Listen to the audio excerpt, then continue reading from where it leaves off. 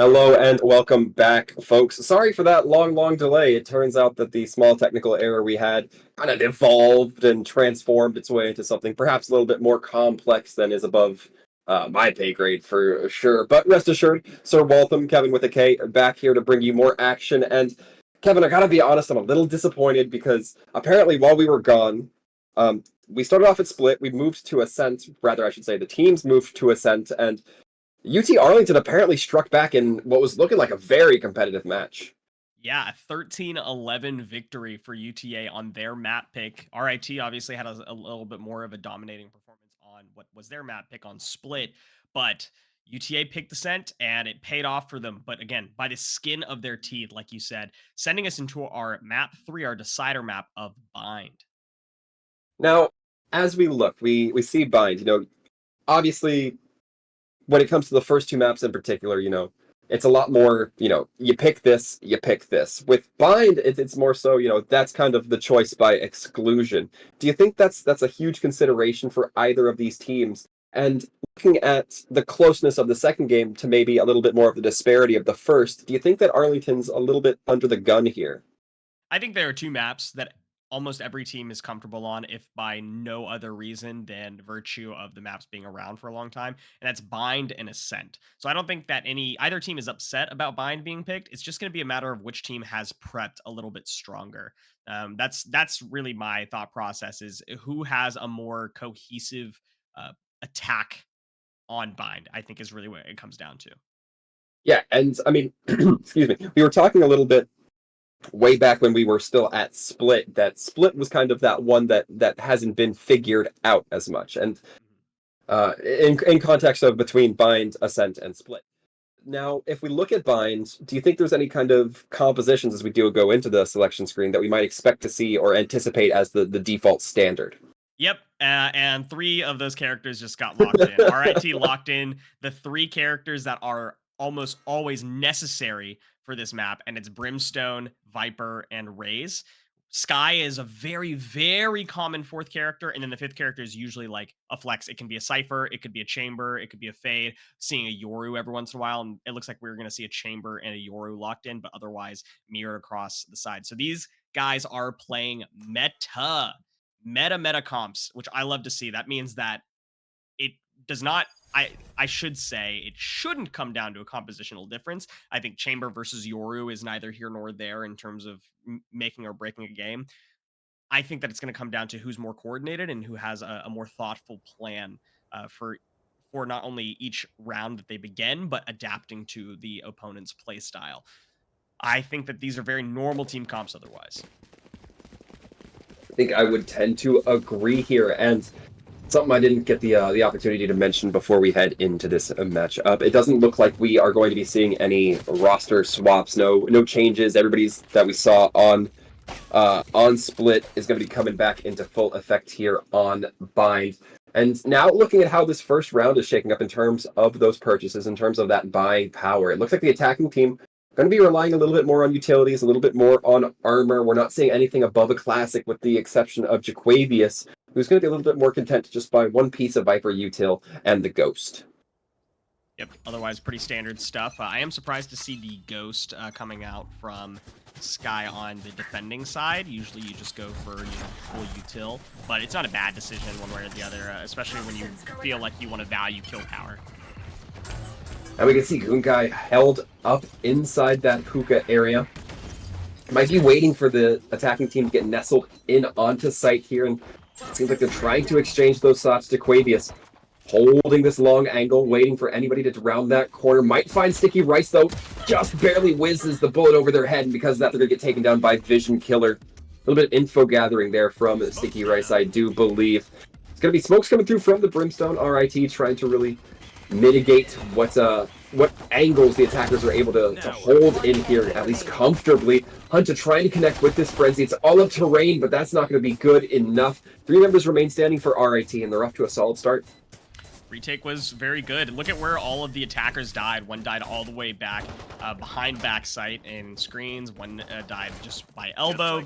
And you have to wonder what exactly happened. It's clear that there was a lot of value that Vision Killer was able to provide on Sky, holding that tight corner, being able to get a kill before going down, making it very chaotic, and then the rest of the team pushing from behind, pushing B long because they flanked really fast, really hard.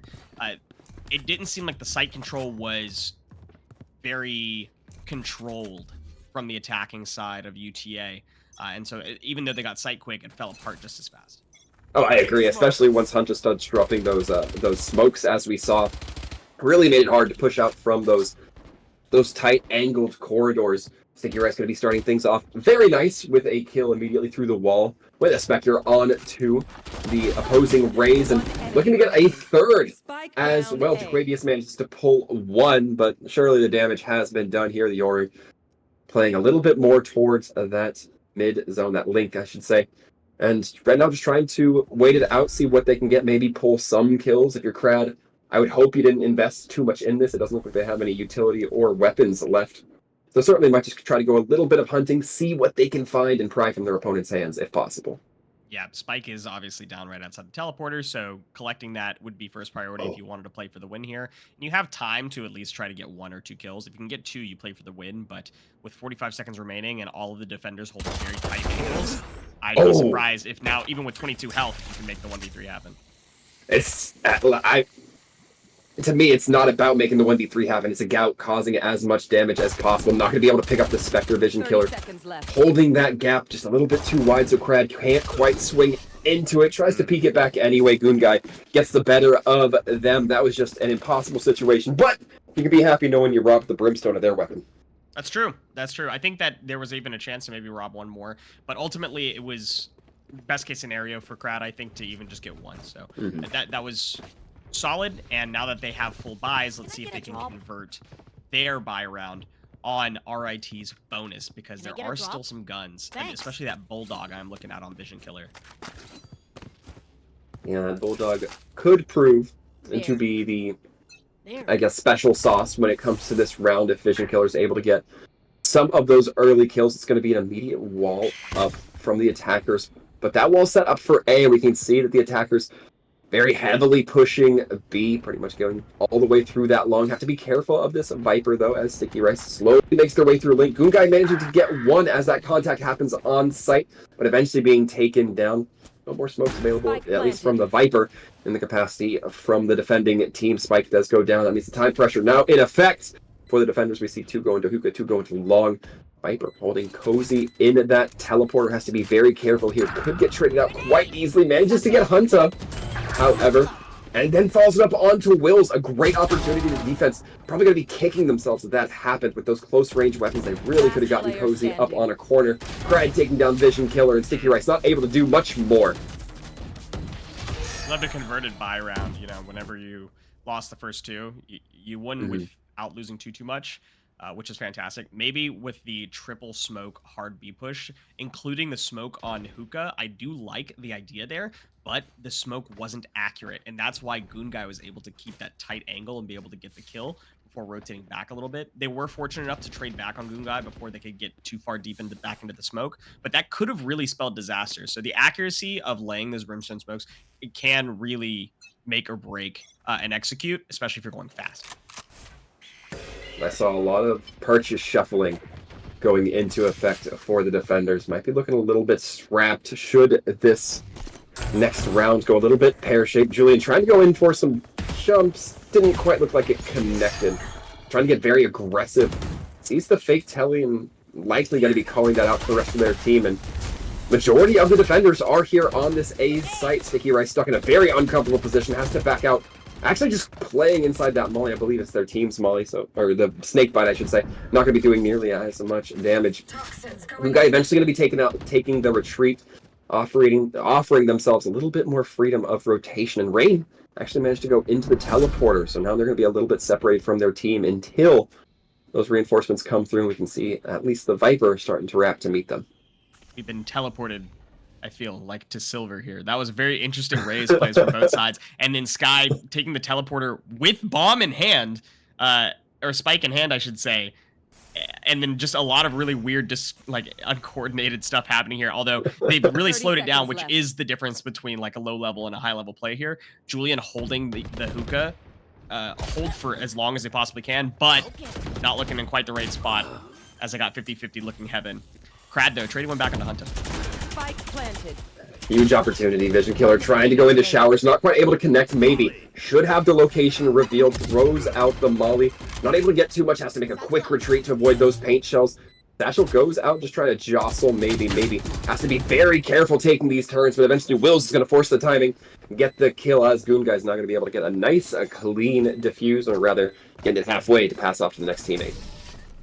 Wonder if it came down to just those 2 guns that you were able to rob the attackers of on your bonus round, if that's really what made the difference there, because that was looking possible. It was looking pretty solid.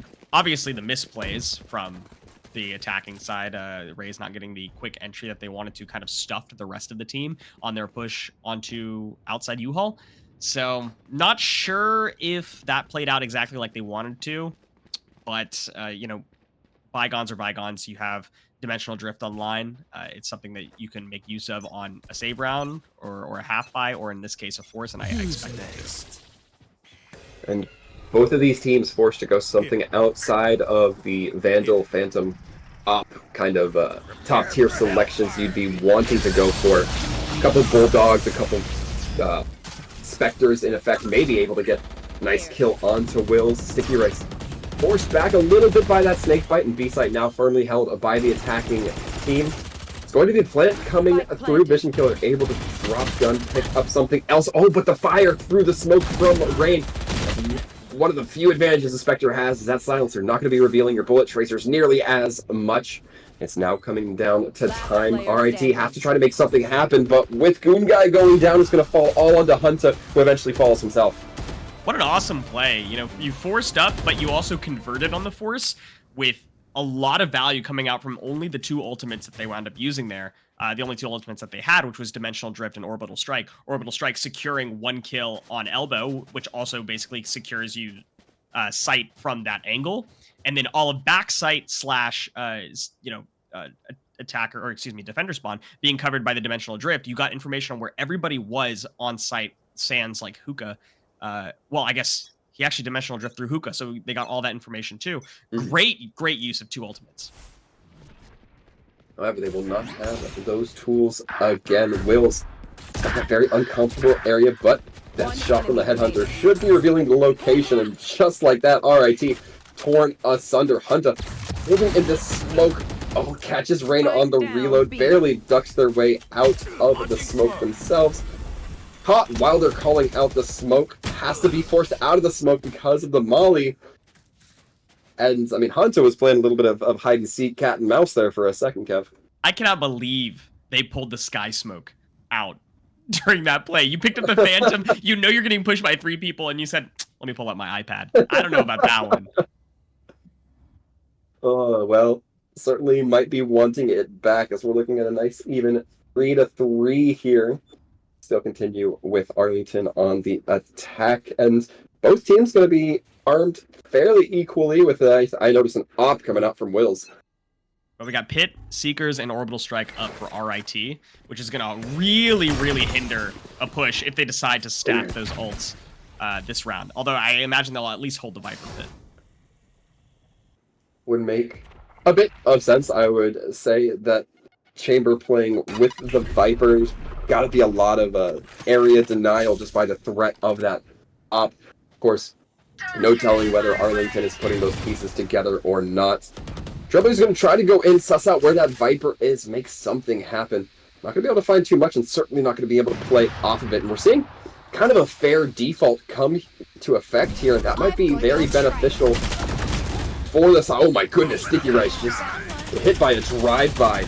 3 members hopping out of that teleporter, but it might be to some good effect if the default is going here. It allows for the quick pivots. A lot of flashes being hit by Vision Killer, who almost gets a couple of good kills, but Hunter reclaiming back a couple more of their own, but they are bleeding out poorly. Have to be very careful here, trying to fire through the crates, potentially revealing their location, which is not something you want. Doesn't have eyes trained towards Crad, and immediately gets taken down. 1 shot by the Phantom was enough to do it. Time now burning down. Wills doesn't necessarily have the opportunity to trade out any of this weaponry for the op. Has to try to make these shots count. So if you're the Sky or the Yoru, you have to try to hit this aggressively and fast at the same time, or force Will into an uncomfortable position. Yep, save it. Save the gun. Save the op.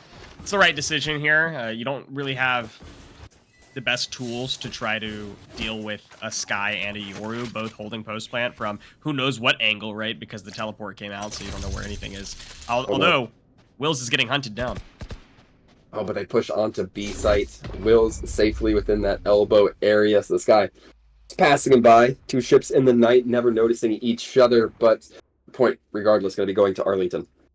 Every ult that was live that round got dropped. Jaquavius, I think, only got their ultimate after dying. So, yeah, every ultimate that was live got dropped, and still the attackers wound up coming out a little bit short. Even with Viper's Pit, even with Seekers, even with Orbital Strike, all of the tools that RIT used on defense, just all for naught. Yeah, very, very unfortunate when you see a team kind of commit those abilities and just not be able to follow up on it. See if they can have the same effect with their basic abilities this time around. Not too many ultimates on the board, except for that Viper's Pit this time for the attacking side. And 2 members of the defense pushing down into long. Immediately that Yoru clone goes out and gets them. That's always the most frustrating ability for me to get hit by, because it's a result of my own hubris, my own flaws. It's something that you have to consciously be aware of at all times, or you essentially lose a fight or lose massive positioning every time. And it's such a goofy thing, a goofy tool to cause such a big change. Oh, wow. Some nice shots through the Viper Orb. Vision Killer, however, able to reclaim it back with 2 of their own. However, the Force is not there at B. Now it is looking to be at A. The plant's even going to go down. Be careful of Sticky Rice. I was going to say being in this showers area, but it's only a judge, so pushing out onto the main site going to be a little difficult. This might actually play to their advantage, though, because they have the judge but the Yoru are going to be spotting them out, revealing their location, standing right in front of this. I love that maneuver, but Guy actually having some great accuracy. It's going to come all down to the Brimstone. No orbital, maybe. Takes down Vision Killer. Oh, with a nice molly bounce as well. Cleaning up Guy. Mad respect to Maybe for connecting that one. Guy disrespecting Maybe, thinking that was not going to be a real molly. But Maybe having that nice angle, like you said, practicing the geometry, and you got to be going bad, right? Because you probably could have made that play happen as Guy if you backed off the bomb earlier. You had plenty of time to deal with it, and I think that you just strafe out where the molly came from really quickly, and you might be able to catch maybe on the putting away of the molly shooter. These are all words, I promise. In any case, it was a good defense. Very good defense of post plants, and good lord, this is seeming like an entirely different Arlington than what we saw necessarily on Split. I don't know if Ascent changed them fundamentally to their core, but they are looking aggressive in a way that's really working for them now. It's going to be the raised paint shell going in just to clear out elbow. And the plant, I believe, actually gets dropped, maybe repositioned there, but it's going to be up to this chamber. Who has to be very careful going through this smoke. Jaquavius waiting in the wings. Oh, and to their downfall. A lot of abilities going out there. 2 flashes and a Yoru clone just absolutely disorienting that chamber. Yeah, that was interesting choice to play like that on the save round, sending a lot of people down B main. I guess they were hoping with Sheriffs alive that they could maybe take some mid-range to long-range fights quickly with numbers advantage, but everybody got gunned down because UTA didn't push. They held, thinking that there might be an aggressive play happening. And that, by the way, if you're watching this at home, do that. If your opponents are on defense and they're saving, just wait for like a little bit. Who's next? Pro tips here, and again, this Yoru, I love the way they play on the dimensional drift. Not quite able to make it work too well this time. Jaquavius, however, very quickly equalizes the field. Yoru now creeping around in the defender's spawn, but it's the Viper who has the spike. Watch out, because guy does make contact. Perhaps going a bit too fast is the Viper for the Arlington team. And it all remains on to this one Yoru to try to make something happen, but it's going to have to go quite a ways to even try to get this spike and put it back onto a site. Yeah, look at where all the bodies lied, by the way. They're all really tight outside of bathrooms, and because everybody was in those locations, the dimensional drift did not get as much value as it probably could have. We see the Yoru pick up the spike and a quick telly out. That's huge. It's gotta be awareness from the defenders, though. They gotta be very in line with the fact that, well, the Yoru got it. They could hear the teleport. They could hear they can see that the spike's not there. It's gotta get planted, and that should give the reaction that the defenders need to start heading towards A. They thought it might have been B, a fair enough option. Vision Killer, I've had that happen too many times in PUBG. You're not getting me that way. Yeah, Wills and Goonguy playing together here is correct. I like the flash. You just want to peek it. But the full spray, because they're both flashed, and Crad actually makes work of a round that looked like it wasn't going in their favor. And, I mean, credit to Crad, 15 kills on the board. I thought that both teams had a Yoru, because we've seen 3 dimensional drifts already this half, 10 rounds in. Yeah, no, the dimensional drift, I've said it before. I'm loving the way it's being utilized. Because so many times it can just be easy to say, oh, I'm just going to go and see where the opponents are. I mean, the way Crad is kind of taking that, or the way that the Yoru is taking that, is I'm going to go stand right next to the opponents. My teammates just shoot at me, and they'll probably hit the other guy. It's fantastic, especially when you see the considerations of like the Viper's Pit coming to full fruition there. And that Yoru, you know, I'm gonna be honest. I'm a little bit bearish when it comes to Yorus. I don't know if they necessarily have a spot for every team, but Arlington's definitely proving themselves to be one of the teams. They're, I think, funneling ult orbs to Crad as well, because the fact that we've seen, it could be 4. I think it's 3. We've seen 3 dimensional drifts this half. It's a 7 ult, or it's a 7 ult point ultimate, and Crad has used it, I think, twice over the course of 3 rounds. There was the round where they pushed and won the round off the dimensional drift. Then there was the save round for RIT in response, and then the very following round using the dimensional drift again, I believe. So it's very coordinated. I like that they're funneling the ult orbs to Crad, and I like that they're making use of it in like such a great way. Even without it getting a lot of value that last round, Crad still showing that like they're a monster. Once again, the clone coming out, catching Goonguy, who then catches a little bit of damage themselves. Orbital Strike comes in just to clear out that garden courtyard area. The blind from Vision Killer does catch, and these smokes are going to make it hard for the defenders to play too far into this hallway. But a nice shot from the Guardian. Vision Killer immediately taking down Crad. If you're looking realistically here, that might have been the most valuable kill you could get against this Arlington team. Vision Killer playing it calm, cool, and collected, taking a lot of damage, but just holding themselves, not allowing themselves to get shaken. And it looks like they have the opportunity to really come through here, but they don't take that opportunity. Rain able to get the kill, not able to follow up again. Those Phantoms, the silenced weapons, don't show those tracers all that reliably. Hunta trying to make the connection, but it's just a Sheriff against a Phantom. I know which one I would prefer. Goonguy. That's the last opportunity here. A Stinger to try to connect. Doesn't quite have the timing, doesn't have the connections there. And Rain getting their 3rd of the round and the 8th point for Arlington. Spray your smokes, kids. If you have a Phantom and you're not spraying smokes, buy a Vandal. That's all I'm going to say. The value that you get from having a Phantom comes in large part due to the lacking of bullet tracers, which matters for spraying smokes and not much else, right? So aside from that, if you feel like you just want to tap heads, pick a Vandal, but this isn't that type of discussion. We're just talking about how much value Rain got out of utilizing the Phantom, how it's supposed to be utilized. Even if it was RIT save round, losing any gun could be a big deal, and that's just one more gun that they prevented themselves from losing. And we're going to be seeing that Viper's Pit go into effect here, but the Seekers are coming out. Crad getting hit by that Snakebite. Goonguy immediately hit by the Seekers in return. However, not really taken advantage of. No member from the attacking team wants to push into that smoke. Really wants to try to avoid losing all that health, even if temporarily, if they can avoid it.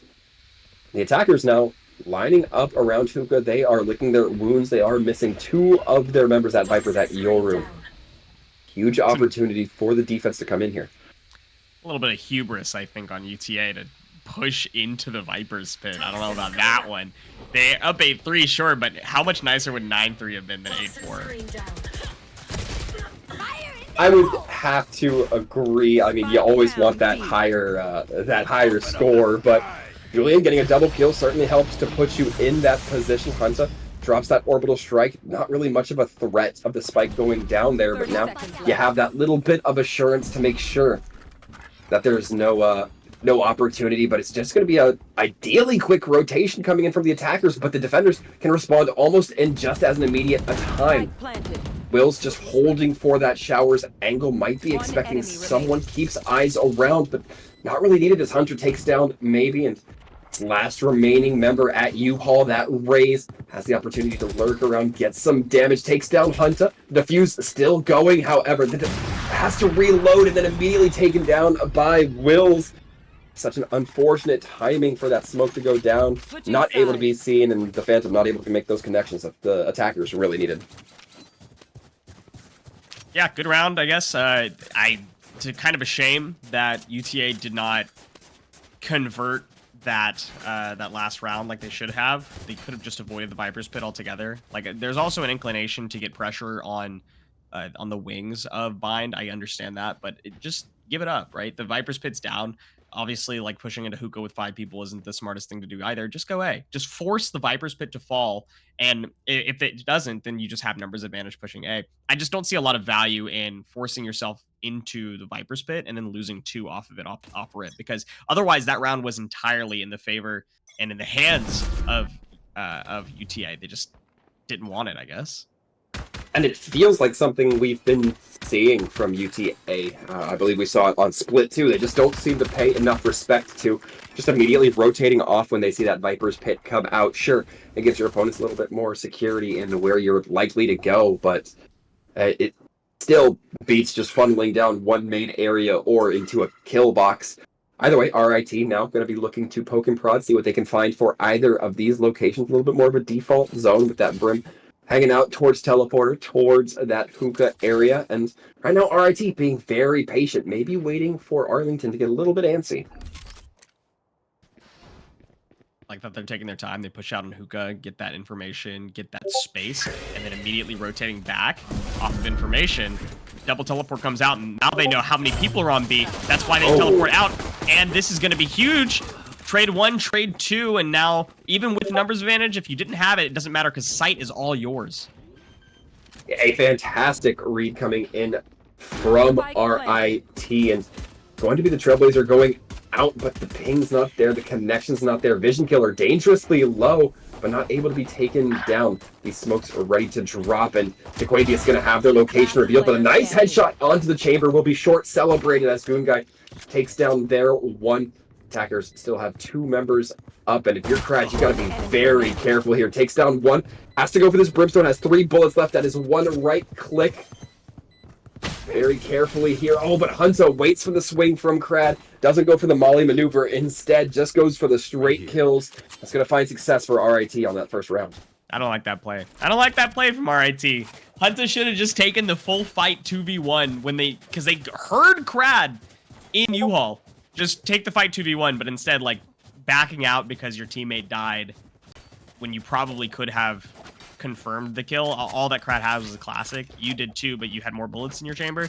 I don't know. That was questionable. Hunter has definitely made some 1vx decisions that have made me scratch my head, but panned out for him because Crad decided to go aggro. Well, hopefully, if you're a fan of RIT, lesson learned. It didn't impact their score line. Defenders still, or rather, attackers still able to hold there in that situation. But Craig able to take 1 down quick with the Sheriff Sticky Rice no longer in effect. And that could be essential in getting some firepower into the hands of the defenders if they're able to reclaim that weapon. Didn't look like that was going to quite be the case. I don't think anybody really wants to push into that long zone. Showers now being held more and more by the attacking team, maybe throwing down some smokes, making it a little bit more threatening for anybody to push past those boxes. But has to be very careful. They aren't going to be able to help their Rays at the angle they are currently playing. Julian might be stuck in a little bit of a sticky pickle here. Arlington brought 3 over to A. Position is definitely favoring the attackers right now. As they push in, nobody knows whose bathrooms, and all the space on that side is definitely going to the attackers. As they push in, Hunter grabs one, maybe grabs one back, but Wills is able to close out on maybe Vision Killer onto Crad, and the only defenders remaining are coming from mid, and they're going to have to push up A short to a site that belongs entirely to RIT. Oh, and Jaquavius had the opportunity to get a kill onto that Sky. Not quite able to make that happen, however. Vision Killer walking away with their life for the time being. And I like that pass we saw from the Sky go towards the Viper, and Jaquavius has to be very careful. Sees the shoulder, but doesn't see the reaction time quick enough. Should be calling out to Wills, and that doesn't give Rain enough of a heads up. Instead, taken down. Wills getting their 3rd of the round, and the 6th point for the team. Very solid attack. Overall, just good from RIT.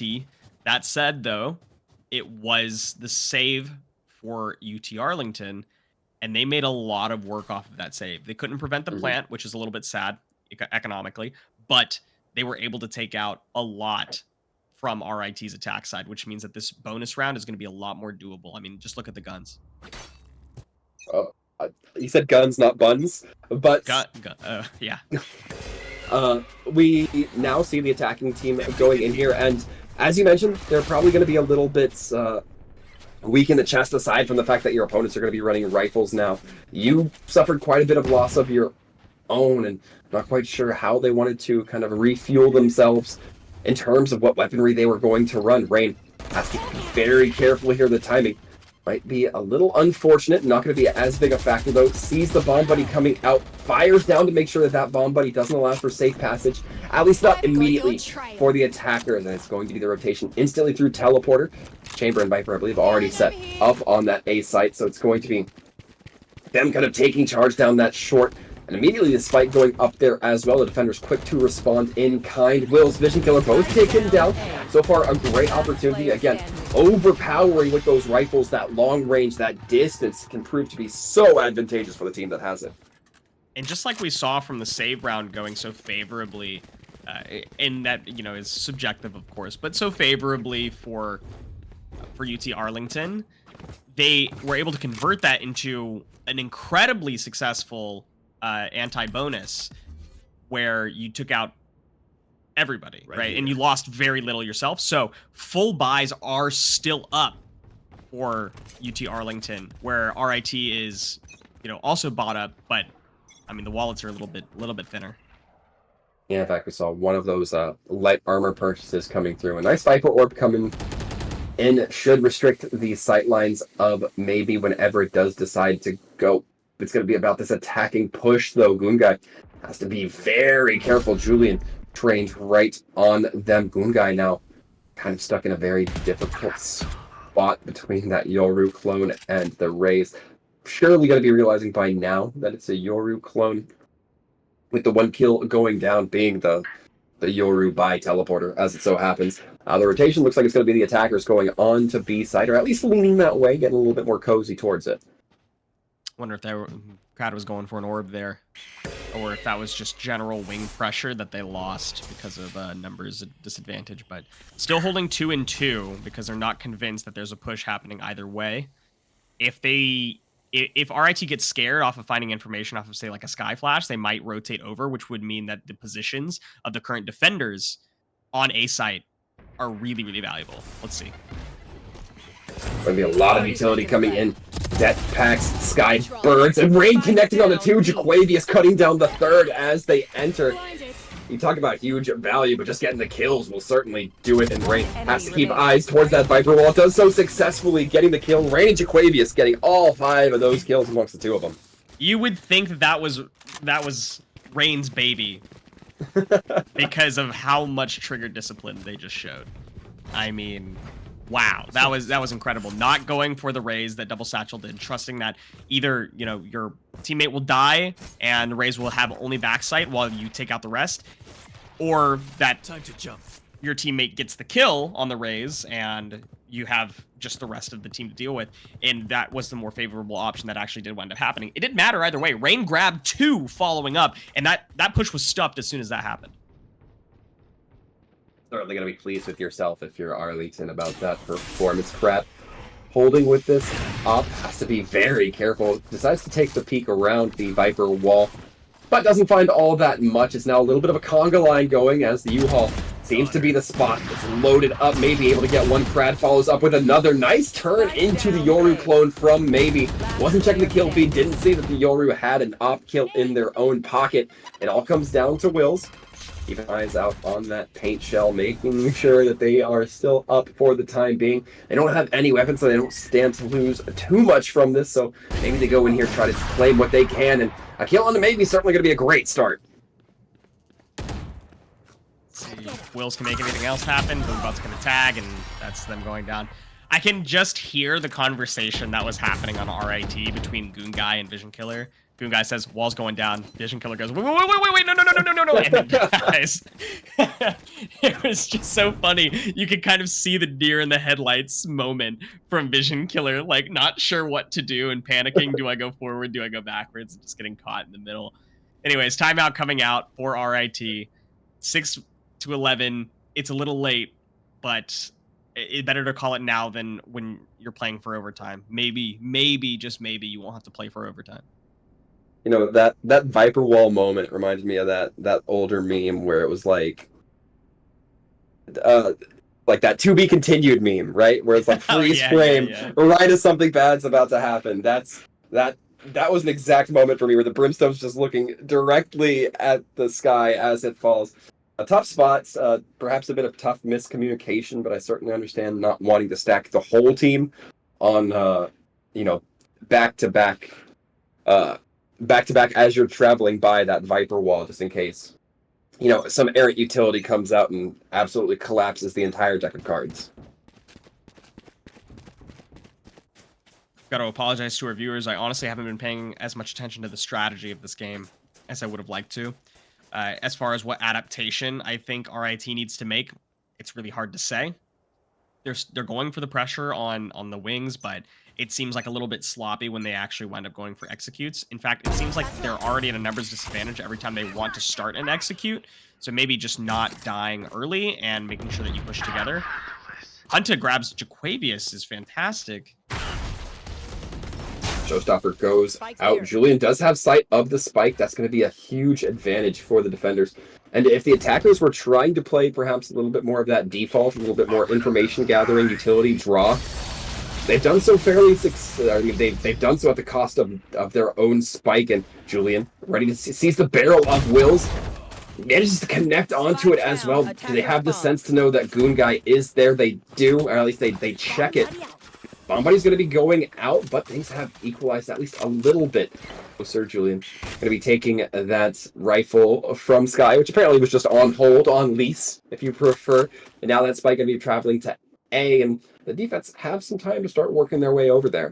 They just are sending all their cars down the one lane that actually got cleared out, which was bathrooms. A short still belongs entirely to the defenders here, so they didn't actually get any site information. I wonder if they're going to just NASCAR it around to B.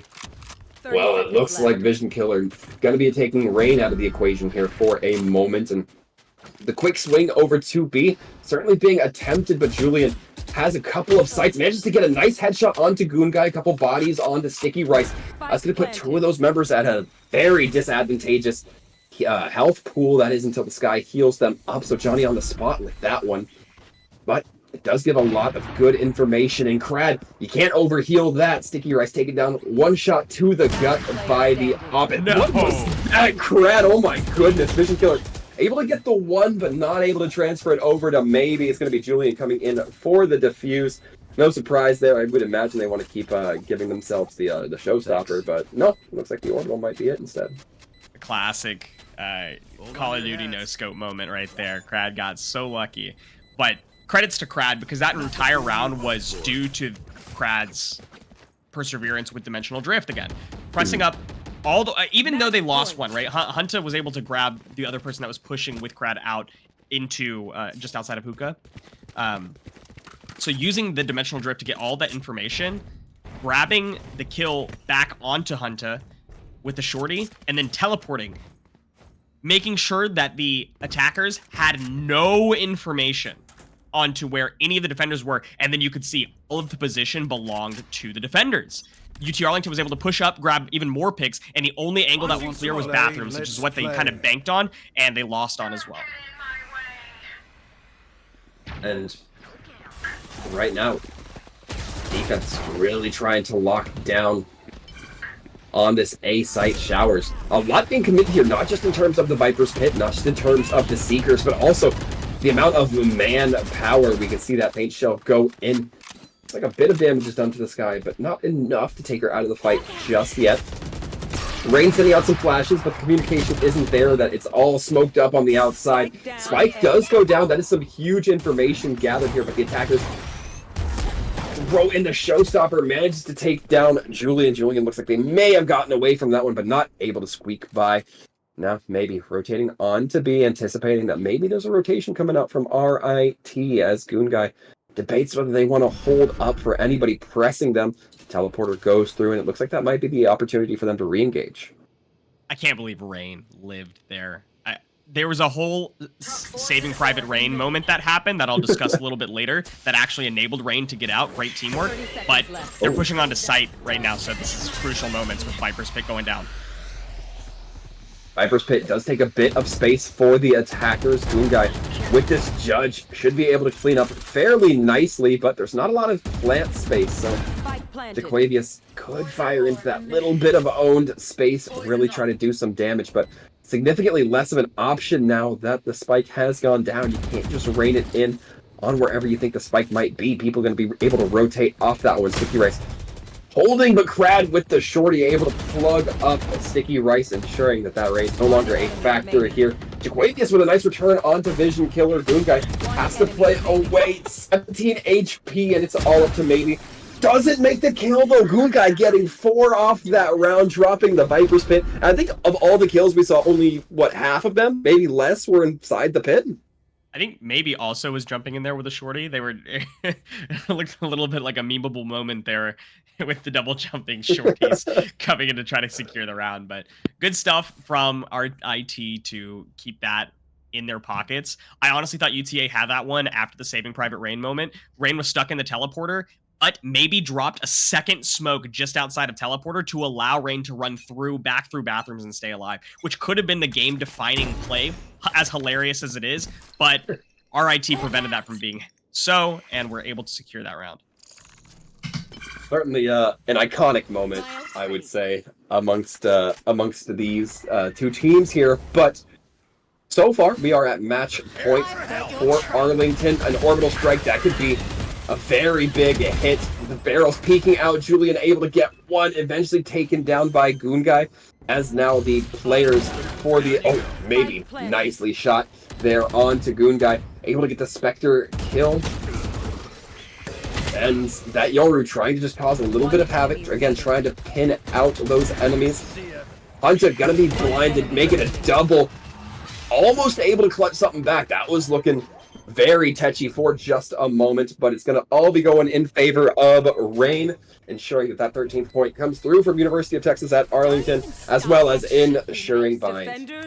Hunter was blind as hell trying to make that clutch happen, and it was close, but Rain closes it out, which is, I mean, just such a fitting way to finish that out. UTA with a huge turnaround from how game one was looking. Granted, it was RIT's pick, but UTA made the next two maps look doable. Ascent, like we said, went 13-11, so it probably was a big momentum swing for them, but Bind was looking a little bit more decisive. It seemed like they were a little bit more prepared. RIT kind of looked like they were, MacGyvering together some attacks here and there, and we're looking really weak on that side. So good stuff from UTA, clutching out that game and securing themselves another win for the season.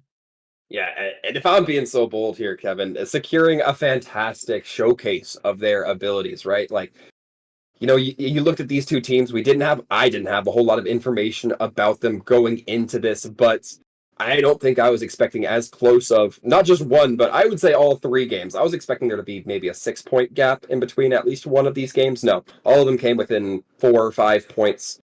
And then, I mean, some came very close to overtime. So very happy with the skill put on by these two teams. However, in the end, does go towards UT Arlington. So, folks, fantastic match up there. However, we are going to be taking a quick, brief little break, so make sure you stick around. We'll be back with more Valorant after this. See you soon.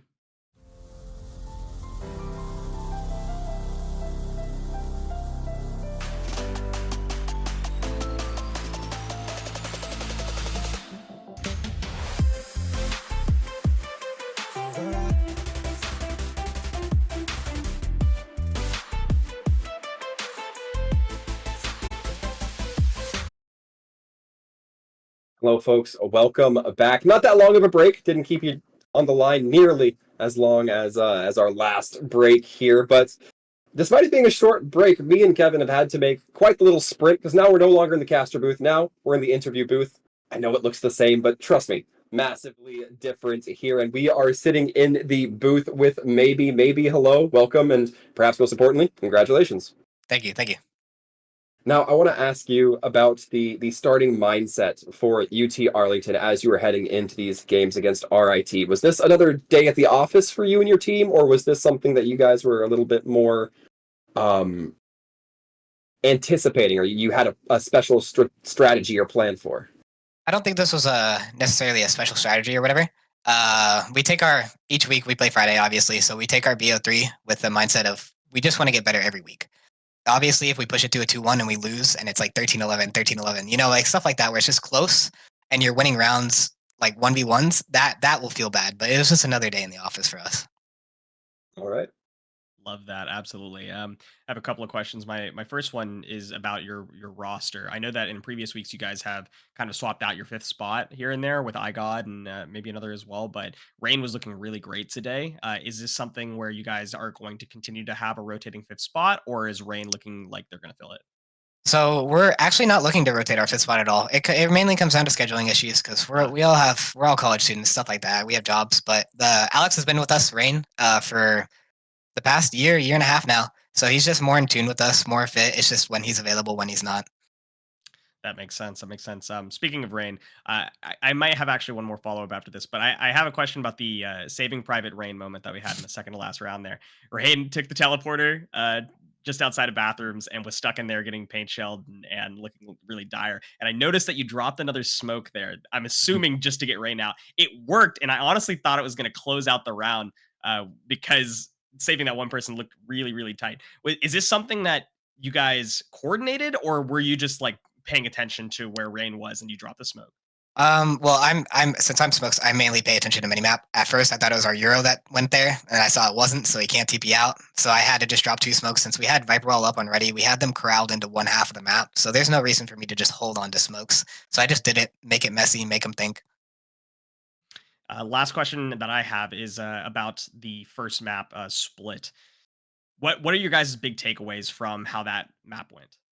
So split, we changed up our whole comp this time around. We usually for EGF we run Reyna and we run Omen, and so we kind of like just to hit fast sites. But this time we tried to see what kind of defaulting, kind of taking mid control, see what was up with that. And I mean, obviously it didn't turn out well.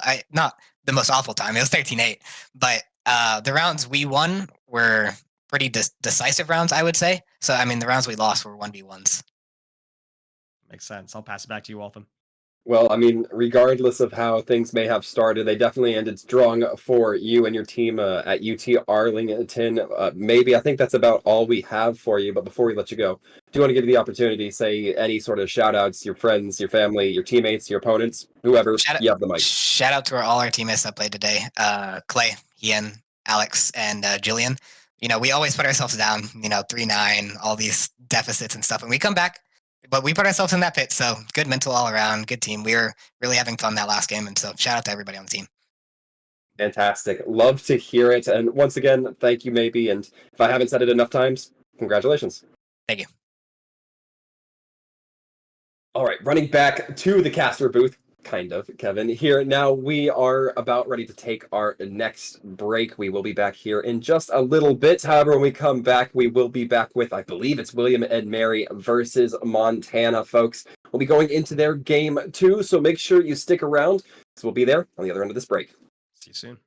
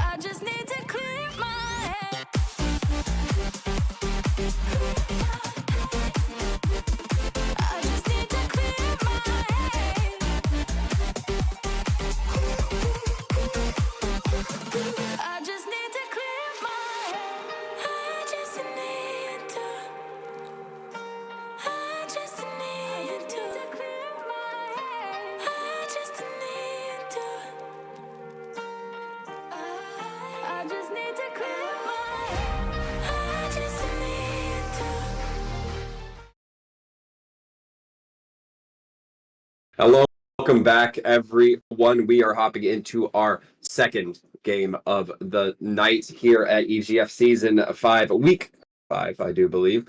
It's going to be Williams and Mary versus Montana State, and unfortunately, we are tuning in halfway through this one as well. Ascent already been played, already been decided to go in William and Mary's favor, but I'm still very excited here, Kevin, about these two schools. From what we heard on Ascent, they had some pretty competitive performances. Halfway through is a little presumptuous. This could go to a map 3. We don't know. But I did hear that it was a huge comeback for William and Mary, which also leads me to believe that Montana State has the potential to come out strong. It's about closing out the game. With William and Mary starting on defense for Sunset, I am hoping to see some different comps. I don't want to see a mirrored comp. We saw a lot of like mirroring in our last match, but on Sunset, it's a new map. There's a lot of varied compositions that people are running, and I'm hoping that we get some variety. I certainly agree. I say this every week that I have a new caster with me. I love when we get these kinds of maps where the meta or what the most preferable isn't so established, because it gets to show you kind of where the team's mindset is and potentially what they feel most comfortable on kind of natively. But we are going to be seeing something that I have been noticing as a little bit of a trend here, and that's going to be the Cypher coming out. So far, 10 tips and Faint's locked in, 10 tips just hovering for the time being. Yep, very common to have Cypher on this map, even in the early parts of the meta. Fade is an incredibly common initiator. I don't see a lot of people playing Fade just because that's a character that a lot of people don't have a lot of experience on because Fade hasn't been super relevant lately. But I think we're going to get both rosters locked in with no Fades, which is very interesting. However, seeing Breach Sky is also not the most uncommon thing. Double Initiator, very, very common on Sunset because it's kind of a defender heavy map, if for no other reason than the fact that the meta hasn't been developed yet. So you want to have a stronger chance on attack, and especially with how boxy some of these angles are, like B main, for example, or around elbow, Breach's value cannot be understated. Oh, I absolutely tend to agree here, and as we do get to see these two teams lined up side by side, not too much differentiating the two, to our sadness. But if you've been watching Montana lately, you'll notice that Montana, a lot of familiar names here. They keep a pretty, I would say, very consistent roster. There, Ursa, Q-Tips, Wi-Fi, Halt, Pomerid on the other side. One that I personally, Kevin, haven't gotten to cast much. William and Mary, they're going to be fielding Rye, Square, Untook. I have no idea how I'm going to approach It's unique. that. Unique, of I course it know. is. Version 2, we'll say. But Fate and then SHK, Shock, Shook, all going to be rounding out the team for that, William and Mary. Yeah, I agree. I've done an interview with William and Mary after one of their victories before, and Square and some of the rest of the team really likes to give Unique a lot of flack for their name, and they'll pronounce it UN2Q, even though Unique wants it to be pronounced Unique. And it looks like we are having some technical difficulties getting this lobby started. Technical difficulties, kind of the theme of today, Kevin, but here at EGF, just like the players, just like the producers, we do a muster on. But it looks like right now we're seeing things kind of at least looking like they might be running pretty consistently. Don't know what's going on behind the scenes, can only see it from one point of view. But regardless, given this kind of roster that we saw, is there anything in particular, or the compositions that we saw, Kevin? Is there anything in particular that stands out to you, or anything that really makes you kind of lick your chops? I know you were mentioning the breach in these kind of tight corridor areas. Yeah, I said that I wanted to see variety, and really there isn't much in Mhm. between the two compositions. It's 4 characters identical with one swapped up. Basically, it's Jet versus Raze, which still, in the grand scheme of things, is just like an entry duelist versus an entry duelist. I Yeah. don't think that there's going to be a whole lot of this went the side of William and Mary because they have Raze over Jet. I don't think there's going to be any plays like that. I think ultimately the characters that are important are present. Breach and Cypher. Sky and Omen are good, like just general operators, but they're not going to be huge playmakers. They're just going to be like info gatherers, choke holders, whatever. Raze and Jet for entry, but Cypher, it's incredibly important where you place your trips, especially in the light of the recent buffs. I've seen a lot of faltering from Cyphers on Sunset on defense that are just placing their trips on like B main entrance or just like market by the door instead of something like top mid and then just giving up mid control, right? And preventing them from being able to push top mid. Maybe top mid and then deep market. And then you can entirely give up mid control, hold 3 on A site and 2 on B site or something like that. Or you can just put 1 on top mid and then have another trap wire on like B entrance. And then you play 1-person market essentially. And then you can have 1 person holding mid or push into tiles while you still have 3 holding A. There's a lot of options that teams have not yet explored in where you place your trap wires in coordination with where you're playing the rest of your team. So I'm curious to see how William and Mary comes out with that initially, and then MSU responds on defense, because that's going to be incredibly crucial. And then of course the breach plays. How coordinated are the teams going to be, and are we going to be seeing like breach 5-man flash pushes, or is it going to be fault lines for zone pressure? Yeah, I mean the breach is definitely an interesting piece of kind of the dimensionality that can be played with it. But I want to go back to the Cypher here because, a lot of times, at least, when I started playing Valorant, there was a lot of like, oh, well, the Cypher is just set up to establish a single site. You have your trips, you have it very difficult to pierce through any of the specific connections or entryways into those sites. But now it's kind of ironic when we talk about him on Sunset. As you just mentioned, you can throw the trips on mid, and that actually opens up for more play for your team to kind of evenly disperse themselves or kind of distribute that manpower, perhaps a little bit more even keel as opposed to just locking one down and having a super tight defense on that specific site. It's really interesting to see how the game has developed since its first release, particularly with this character. I agree. I'm really happy to see some buffs that are specifically also kind of minor nerfs to Sky coming out for Cypher. And I also think that just having Cypher be a strong character in the meta inherently nerfs the capability of some other agents, I should say. So we'll see how that develops since this buff did just happen. In any case, we are seeing, like I talked about, the top mid and the market shallow trap wires. However, they're holding 3 on B very aggressively, anticipating a B push. Although this is a very interesting default on pistol round for the attacking side of MSU. Yeah, I guess I see the logic behind that Cypher camera placed where it is with the Omen, but it just seems like a lot of commitment when the rotation's going to be there. You're going to have the Cypher heading to A site, so you still have to have them checking in regularly on the cams. Just a little bit peculiar. Ursa caught up there, just didn't know where they wanted to go. Oh, and Shock trying to take that turn with the blind, but just gets caught out by that Trailblazer at the exact wrong moment. Defenders now looking a little bit weakened, but still have some defensive pressure on that B site, particularly the Omen Fate. Can't do much but watch as Rye tries to take down member after member. Going to be the Paranoia trying to come through. Doesn't find too much, it seems. But the defenders now have to go in for this retake. There's a holding on to that smoke. Fate, however, able to get the better shot, taking them down. Q-tips dangerously low, immediately swung on by Spare. And that's going to be the defuse coming in from William and Mary to start. Yeah, I also didn't see the value in that Cypher camera. Despite how the push happened through market, I still think that if you're having Omen there, maybe it was just as a bait, like, oh, they know the Cypher cam's there, so they're not having somebody hold behind the box in main.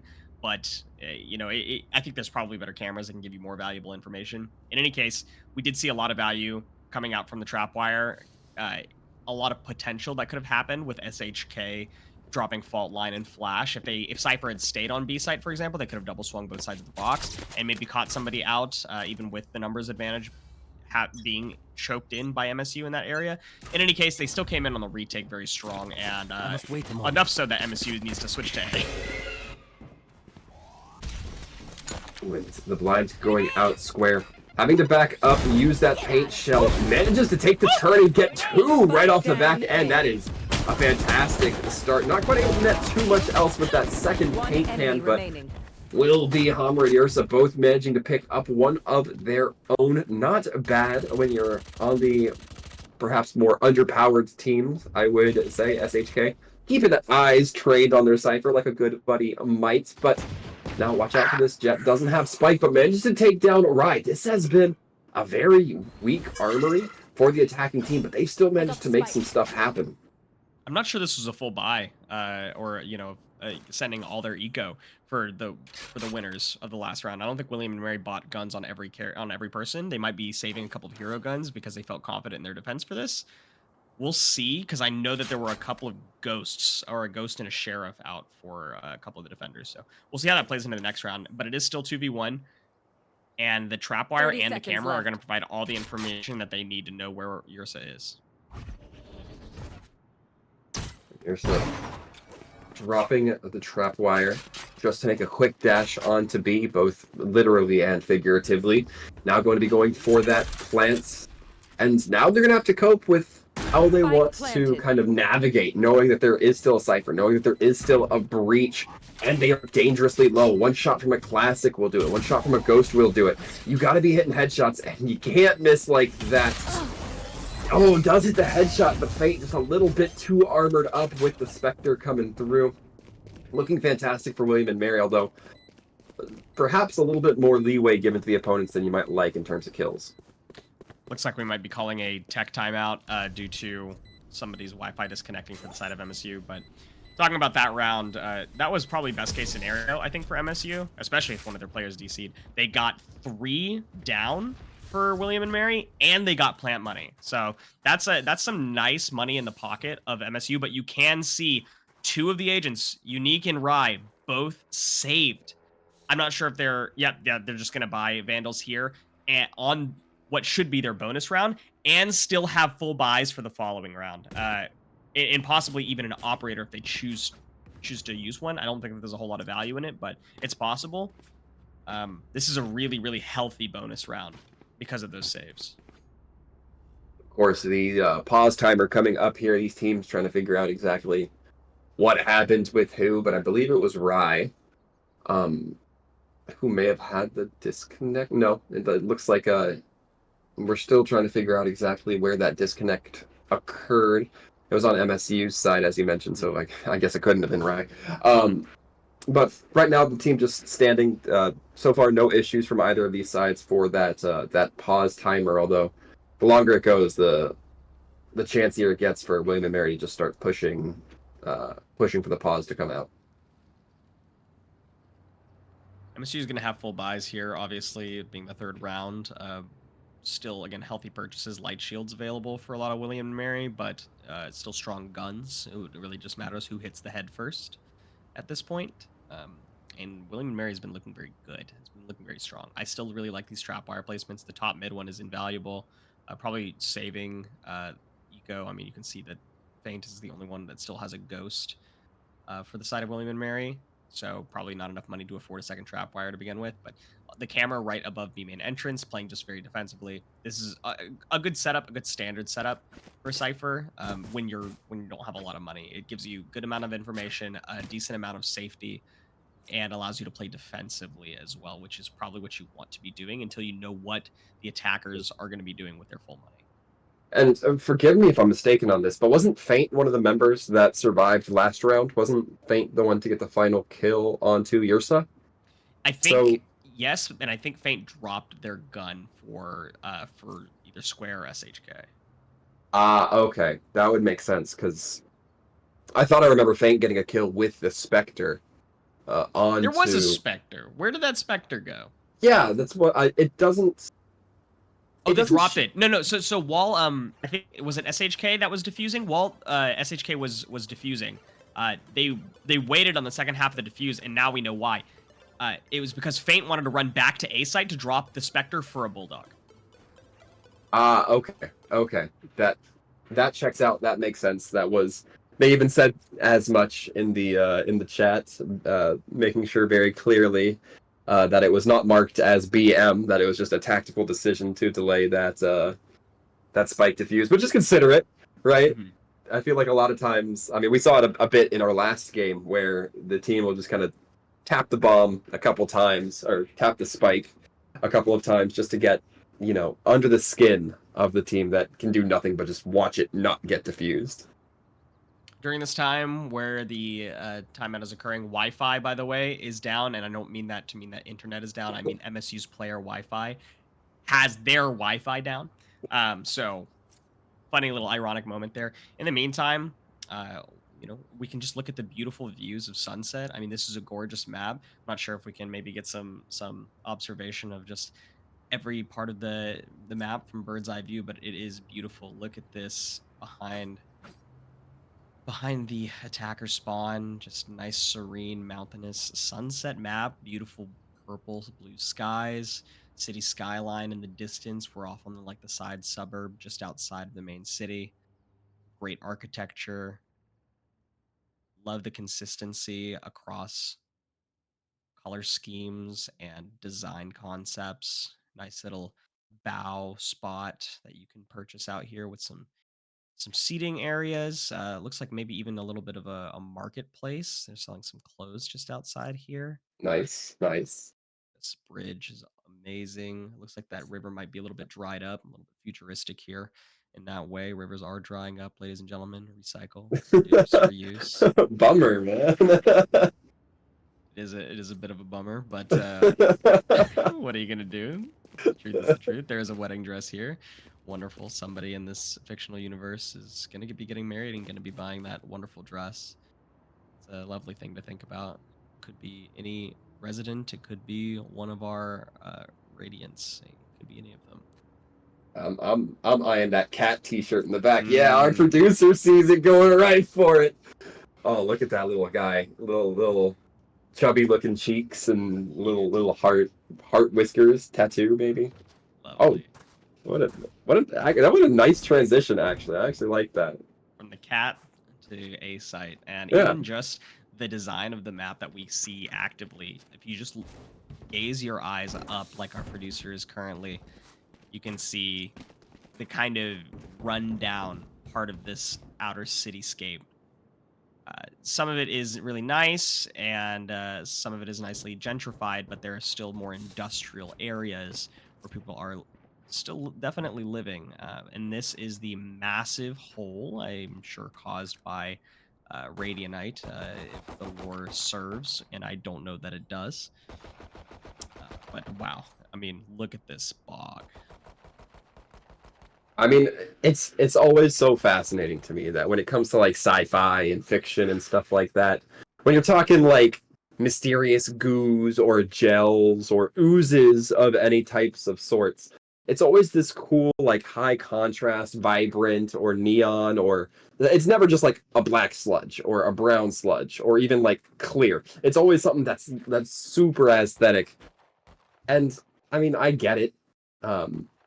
But I don't know. Give me real world sludge, Valorant. That's what I declare. Yeah, I'm on board with that. I'm getting word from the MSU coach that the internet is back and Wi-Fi. Excuse me, it was their power. Wi-Fi's power. Less funny that way, but Oh, reality is often that way. But Wi-Fi should be rejoining here shortly, according to their coach. So we should be getting back into the action very, very soon. And in the meantime, we continue to browse the map.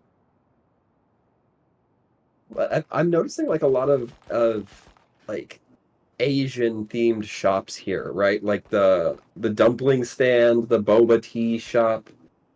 A lot of like the chibi designs within Valorant I don't know if this is just an assumption I'm making. Is Sunset supposed to be like near or in modern day LA? That's a great question. It is apparently our producer, much more knowledgeable than us, and oftentimes has informed us that this is supposed to be a modern day or futuristic Los Angeles. Yo, somebody left their drinks and food just lying out. I find that to be a crime. It's abandoned, but it kind of looks fresh, so everybody must have just left. I mean, to be fair, if I just saw two teams of people, firing guns at, Fair enough. at my area, I'd probably leave pretty fast. But at the same time, like, I'd probably take my tea with me. Yeah, that's fair. Is the exchange here, but That food's still steaming. Also, nice little detail that the food is still steaming. I mean, to be honest, it looks brown enough to just be smoking, like it's burnt. Maybe it's what is Herm? Hermburger, I guess. Is that supposed to be the joke? I have no idea. I have no idea. They still got one fryer running. They probably need to replace their fry oil. Did you see how brown those French fries were? I think that I did. that could definitely use a replacement oil. Yeah, I'm gonna. I mean, I might have to call the food and safety director over there, and let them know what's going on. All right. I mean, it's already in a pretty rough neighborhood if you're having literal interdimensional warfare take place on this block. Is it a block? I feel like it's close to a block. Sure. As we see here, we're getting closer to the teams being ready. I am getting the. I mean, we're getting the William and Mary's call to start the timer back up, and then we'll have 25 seconds to actually perhaps discuss what might be going on here, Kevin, instead of talking about the admittedly very pleasant aesthetics of Sunset. I look at the street art. It's very interesting. It's so well done and almost isometric in its design that it's hard to believe that this was done by human hands. I refuse to believe it was done by human hands. As a matter of fact, I like to think that that KO made all those paintings. That's my own little fun lore bit added to it. But no more time for fake lore. It's time for real battling. In all that time, would you believe I didn't even look at what the purchases were for both of these teams? Either way, it's going to be a lot of information gathered from the sky for the attacking team. Just trying to see what they can suss out using those guiding lights. It's going to be the attacking team immediately trying to rush over towards B. They are most likely aware they're going to have to deal with those Cypher trips, however. There's two, and one is harder to spot than the others. He did use the Trailblazer to clear out one. The other one is still available. It just depends on who tries to push to market or to the right side of the pillar. And it looks like so far none of them are able to take out that trap wire. And trades back and forth are occurring. It's now 2 versus 2. SHK finds another. That's 3K for SHK and 1 alive left. Oh, William and Mary Rye able to hold down as that breach, forcing those rotations coming through from the Cypher. No plant opportunity in effect. Instead, it's just going to be the kill shots for William and Mary. That's that ultra bonus round that we talked about. William and Mary coming in with the guns that they wanted, guns that they desired, because they saved on 2 of their members. They may have had a much more difficult second round, like we talked about. MSU got the plant and they took out 3, but it didn't actually wind up mattering because 2 of them saved. They were able to buy guns, win their bonus round, and now have full buys for the following round and the round after, where it's looking really, really cheap for MSU. MSU are, in fact, bringing out the knives. Jet trying to just get immediately onto site, trying to clear out what they can, but the spike still a ways out, and a lot of this utility being utilized, really slowing down that attack. You're having to be very careful coming in through this elbow area. Ursa just holding those knives primed and ready to go. Trailblazer doesn't manage to catch immediately Q-tips, but eventually they are taken down. Traded Cypher for Cypher in the long hall square, holding that rocket fuse, and oh no, didn't check the corner deep enough. Wi-Fi able to get those shots. Wi-Fi not having a bad connection this time around when it comes to the skull of the square, but the attackers kind of flip sides with the defense here. Now they're going to be having the opportunity to pick if they want to run all their spike and members to B site, and it certainly looks like they do. Wow, what a mess of stuff happening there. I liked MSU's push in, but it was really smart for William and Mary to just play for full retake because MSU had to dump some util just to get on the site, but they saved a lot of util to push into back site, which I think is even smarter and caused them to have such an advantage coming into this. However, Rye has just evened the score. Cover going out. Always like the context of now that you've gotten that kill, your location is revealed. So I don't necessarily like that SHK is looking to play with Rye. One member was already going to be angled down that site. You have to expect, but with both of them, it makes it so much easier to just immediately clean up anybody trying to enter at the same time. I think I would have liked to see a little bit of a different angularity coming through from the attacking side, or from the defending side, excuse me. Yeah, entirely fair to say. And William and Mary now are forcing again, which they can afford to do. That's what they prepped for. This is what all their round 2 purchases were all about. Mhm. They would have liked to have won that 4th round, I'm sure, but with even not a whole lot of money in the bank for MSU, they pulled out an incredible victory, pushing onto A site, pushing past A site because they knew the defenders were playing for retake, forcing the kills that they needed, then rotating to B. Incredible, flawless play from MSU as a team. Now William and Mary, that Omen gets pushed away a little bit further from that courtyard, might make heads to tails with Yrsa. Oh, but Yrsa might be losing focus. Oh no, neither of them managed to make contact with each other, so neither one in risk of losing their lives. It's going to be the smoke coming out. That makes it, once again, so much more difficult for the attackers to do anything with this mid possession, which they do have. That Cypher slowly creeping towards A, though, and with this cam, I believe they're going to be spotted out. It will be the call towards perhaps the sky, but lots of abilities coming in. Yrsa managing to get one with the Vandal. Flash coming out does hit the sky, but Feint able to get Yrsa before the heals come out too quickly. Now the Omen quick to back up through. Attackers spawn trying to route their team over to A, and with that sky falling now, no mid possession any longer by the attackers. Now instead it's them trying to get onto A site. So far doing so fairly successfully. Unique's going to have their location revealed, but they should have already been informed as Wi-Fi is death. We'll leave a nice little marker here, a nice blind going out onto Q-tips, and I think Unique should just want to stay here, with their team, and now they're getting pushed into some very uncomfortable positions, but it's looking like a time game. Never mind, the kills are going to come through. Again, this is what they set up for round 2, was in the event of a loss, they would still be able to force buy, and they did find success with that force buy, enough so that they're going to force again, keeping light shields on lock, probably for, I would imagine, for everybody, but it looks like Rye is going to go ahead and keep full shields. Allows them to buy 3 more guns next round in the event that, say, they lose a few guns this round, or they'll probably continue to just hard force it up if they lose this one as well. I find it hard to believe that they're going to lose this one, though, because if we look at the buys from MSU, they're looking like beggars. A little bit tough, but in terms of the more frugal of us, every ounce counts when it comes to those dollar bills being in your pocket at the end of the game, or at the end of the round, I should say. And I'm noticing not as much mid pressure by that Cypher. There's no trap wires up, at least none that I could see. They set one up kind of on that link area, and it does detect Homerin, but the follow-up's not there. Fate doesn't have their eyes tuned towards it. Unique is going to get the kill, however, and immediately the neural theft coming in. SHK getting the blind, but it's 2 of them. Didn't perhaps see both of them ping. Ooh, Square managing to get the jet, but it's not going to be enough to get the breach. Eventually, the Omen will be responsible for that job, and now it's all up to the Cypher, but with very little entry options, that's going to make it very difficult. Rye has an option of the 2 angles to look at, and manages to pick the right one.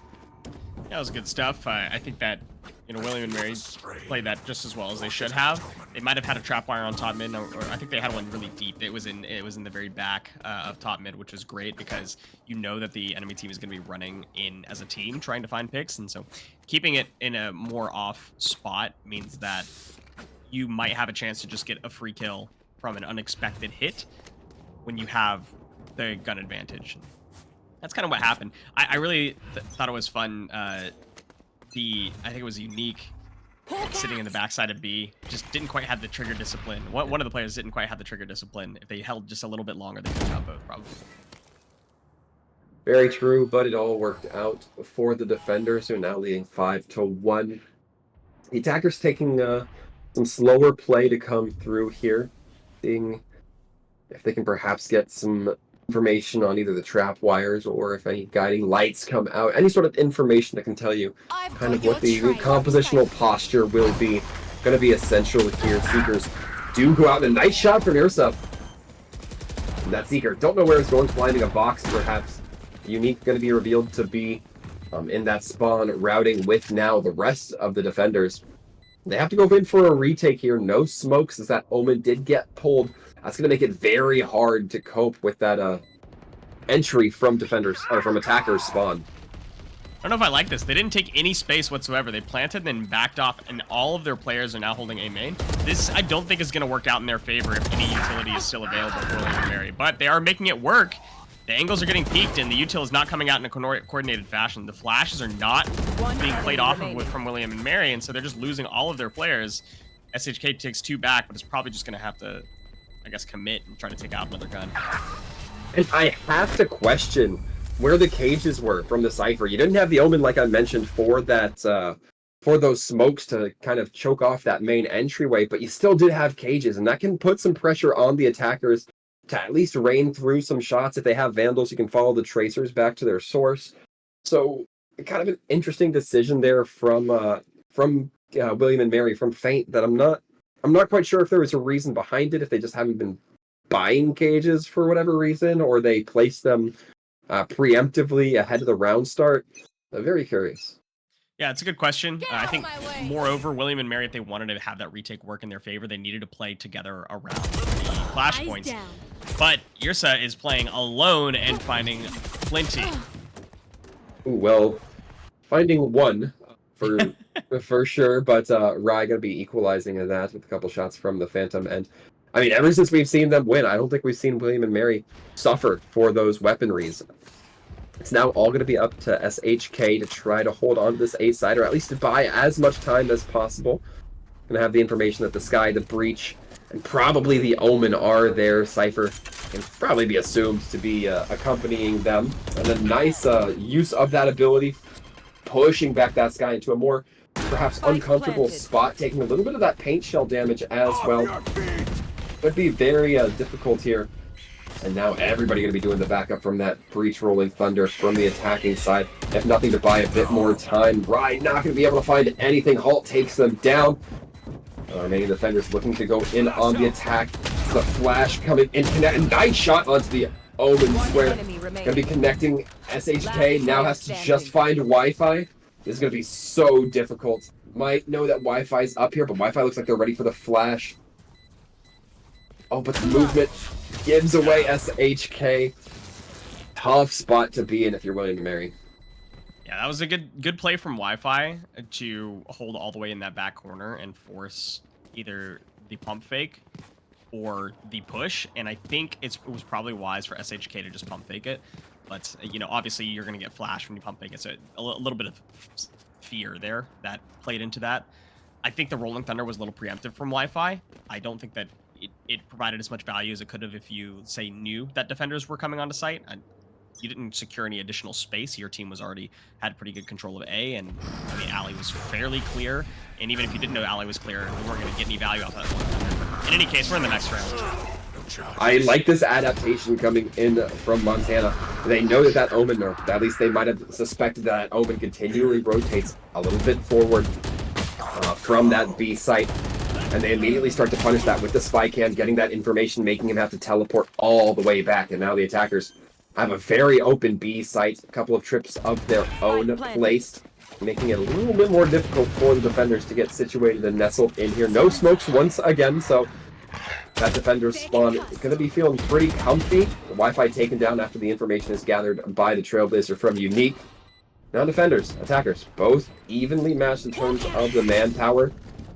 Guiding Light goes out, doesn't find anything but those smokes.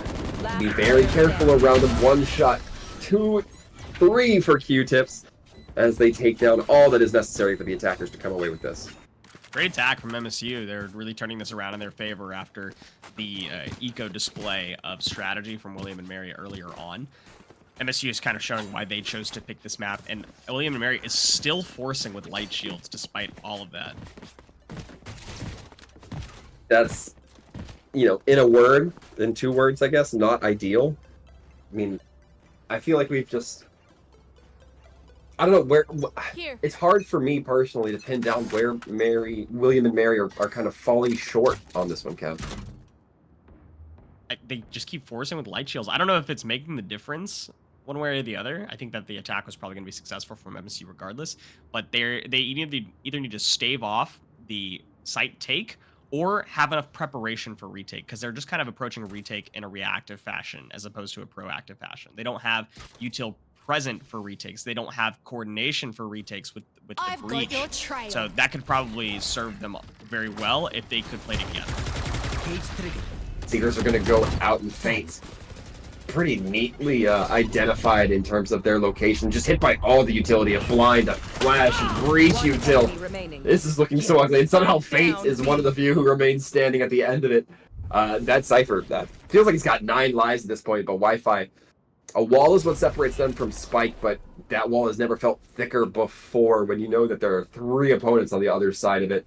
That Cypher cam just waiting for that breach to peek past the smoke, get them tagged, and then immediately the cleanup's going to be there. But it looks like MSU going to be making the call, just perhaps save that left. 1 rifle. Didn't get a chance to catch what their utility looks like, but might not be the worst option considering William and Mary's bankroll historically. Yeah, they're going to save that gun. Big credits to our observation, to our producer there. All the action of who was dying was 10 seconds happening left. outside of Feint on that Cypher, but it was way more entertaining to watch the Cypher dip, dive, duck, and dodge, not getting hit by a single thing, but also at the same time getting hit by everything and not dying. Yeah, it was, I mean, like I said, a blessed life from Fate to not succumb to injury there. The rest of their team, I mean, the 2 other members of their team, not going to be quite as lucky, but eventually the defense comes through, plays on time. So that's going to be a nice little uptick for William and Mary. They needed that to kind of regain some stabilization here. We still aren't seeing them play with full armor, and I think SHK probably has the money to. I'm not sure if I'm trending for this purchase mindset. Yeah, I'm going to go ahead and make a note to ask if William and Mary win in the interview about this light armor meta that they seem to be establishing. Well, they are certainly well on their way to winning Sunset so far. If we're looking at just the raw numbers, 6-4.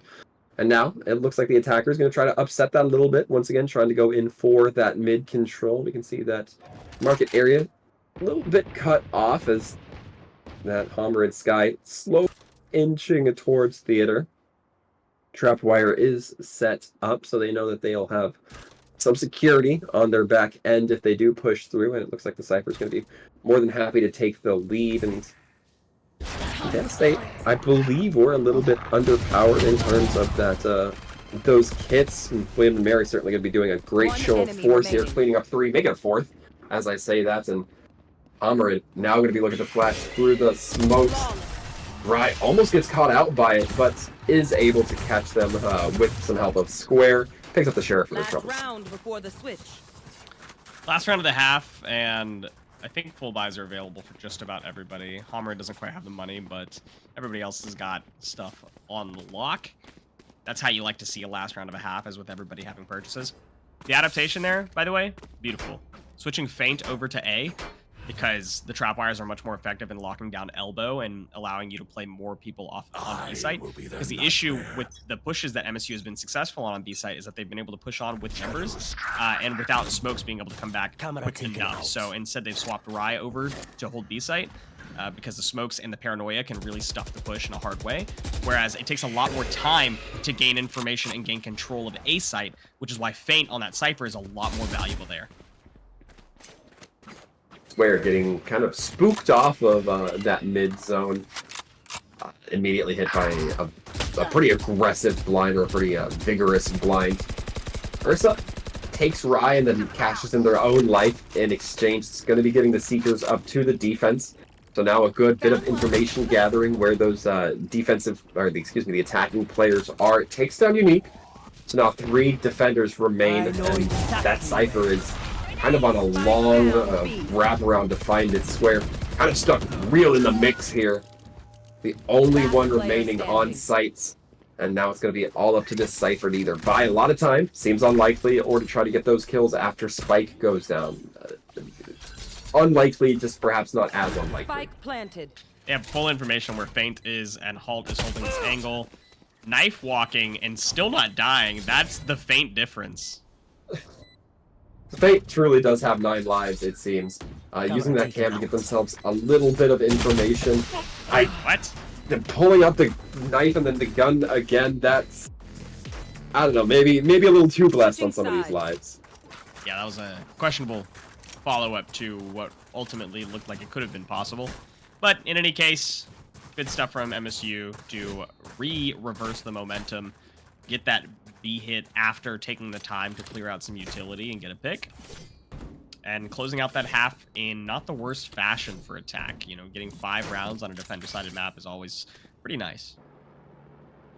And to agree, and now we get to take a little bit of a preview look into what this round might have in store for us. 2 ghosts on each side, a little bit more armor, the side of William and Mary. At least that was the plan, but now it looks like they're going to be opting into the offensive instead of defensive approach. Makes sense for an attacking team. Playing full util Cypher B, but all of the hit is happening mid as they spray through the smoke and take down Ursa. And getting Ursa, that's kind of a valuable no kill. way. Oh my god, Wi-Fi with the 2 right clicks into the Skulls of Fate. SHK Homerick has to have the location revealed pretty aggressively here, immediately flashed down. It's all going to be up to Q-tips, and I don't think they'll be able to do too much here. The camera doesn't look like it's going to be on for a little bit. Oh no, in fact, it's still at B, so it's not going to be on anymore unless he just wants to take a little bit of a nice look at the other site where absolutely nothing's happening. Just 1 human and 1 gun. Peek every corner. There, you know there are 2 people somewhere. You don't know where. And it is very odd to have somebody be holding so far back in elbow. Oh, the information. No way!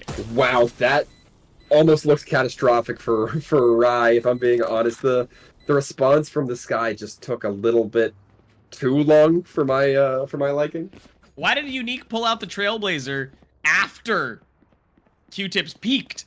It was like, oh, okay, I'm gonna wait, and when we find out where they are, I'm gonna Trailblaze. But Rai was already taking the fight.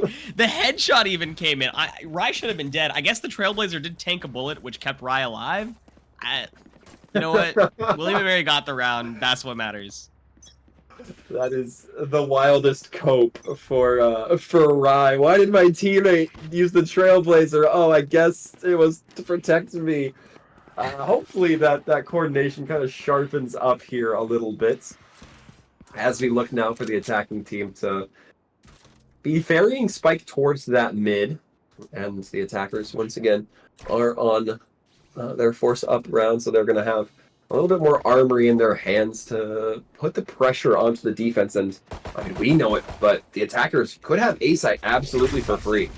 Not a single trap wire in mid. They could push all the way through top mid once that smoke fades.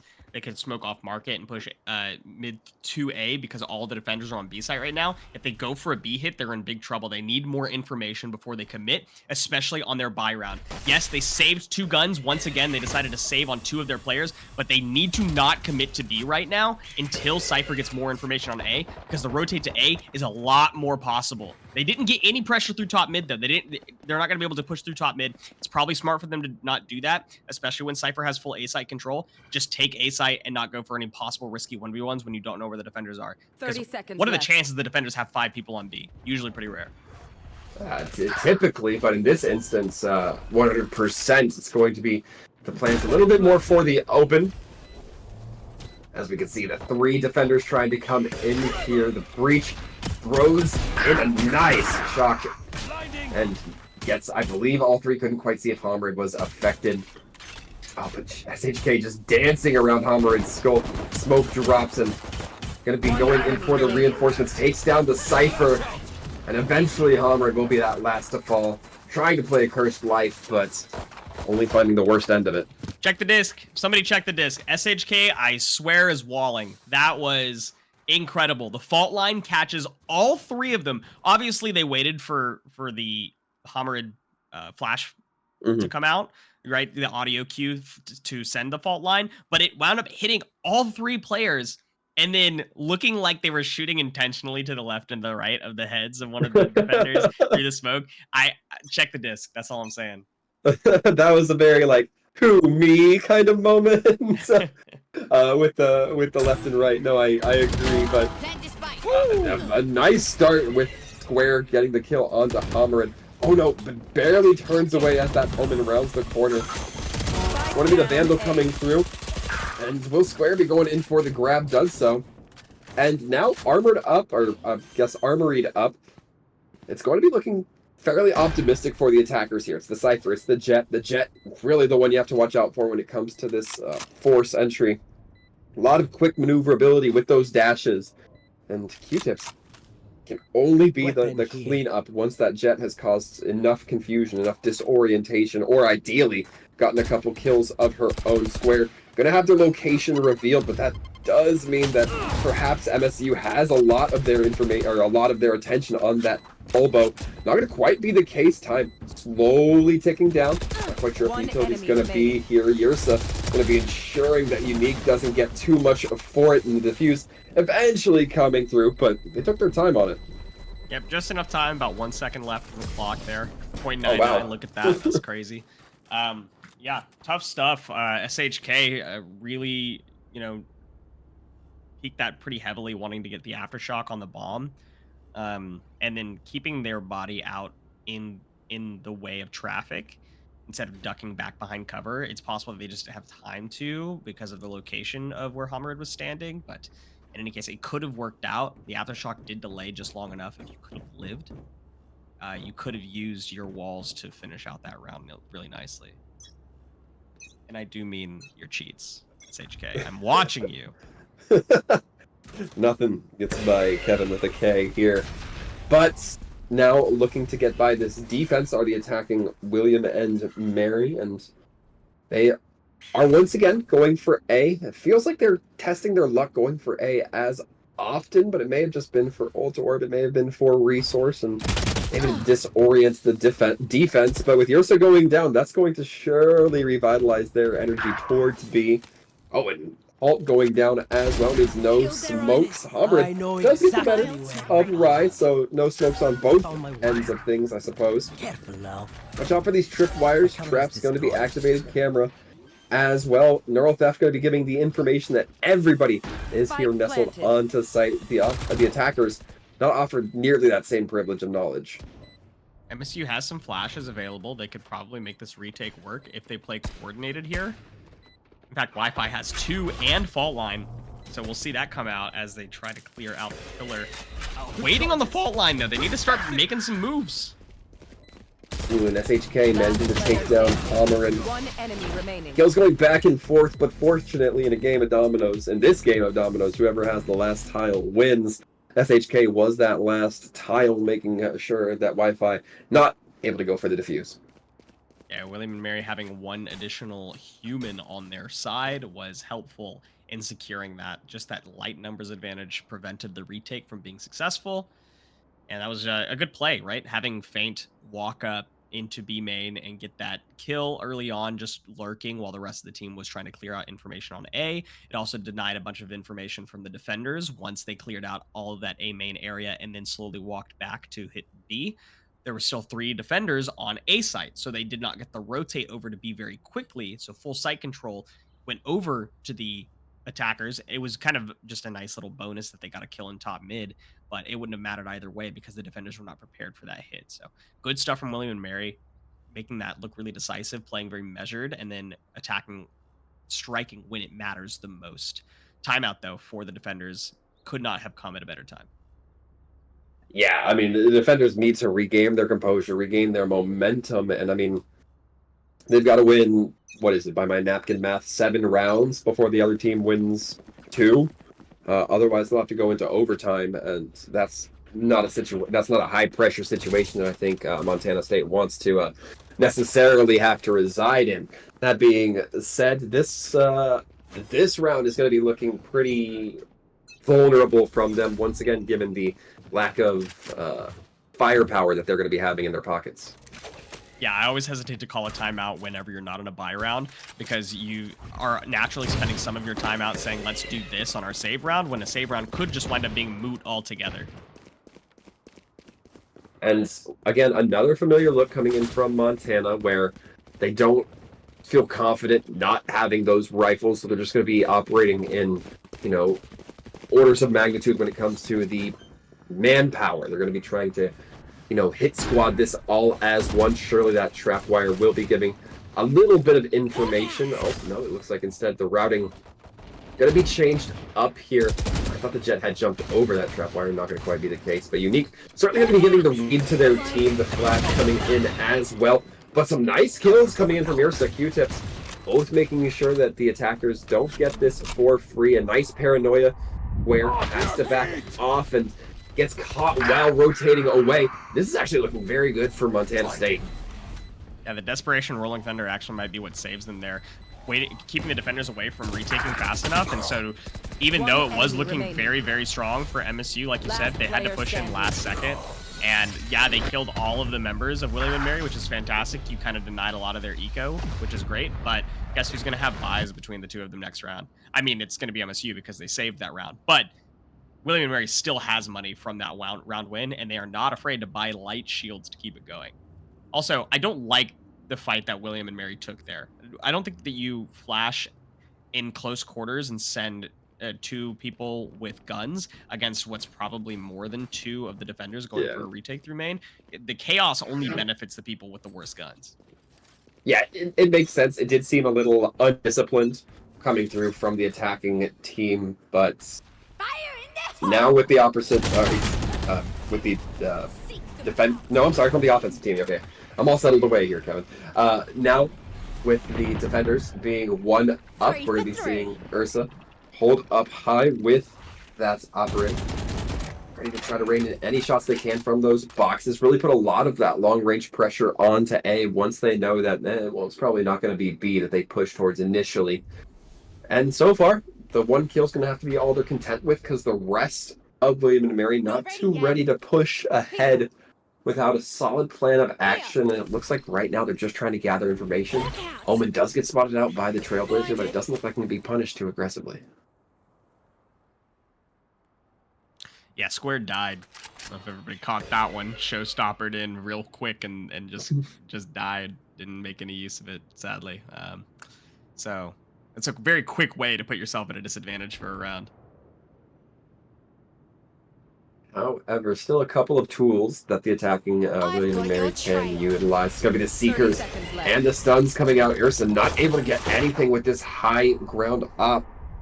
And that's really something they probably wish they could utilize here. Humrid also kind of just stuck in the mix, trying to find whatever they can to defend themselves, but it's not going to be as big a factor here at this Omen right now. Eventually taken down. William & Mary trying to go for a deep teleport. Not able to find too much. SHK able to get one. Gets a second as well. Gets a third. SHK! Let's MSU take a breath. Oh. There we go. Okay. And then I was about to lose all of my caster credibility if on the mic right now if SHK was about to just rock and roll the entirety of MSU. I wanted it. I wanted the big money play from SHK. I wanted to be vindicated.